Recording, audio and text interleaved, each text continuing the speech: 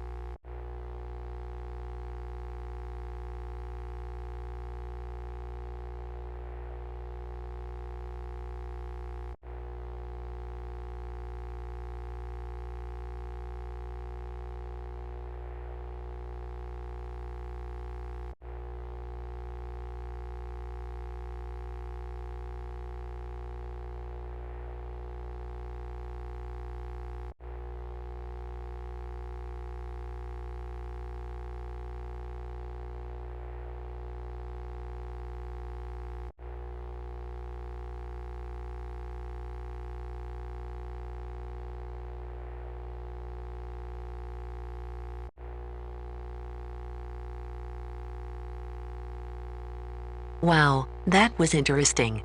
Where do you get those tapes from? I got these tapes from our old house where lived as children.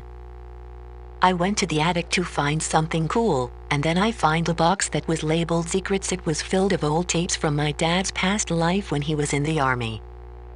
I found it and bring it home there. So that's what that box was. But I don't think we can't watch these. Why? Well, you know. I wonder what could it be? Oh, this is the end.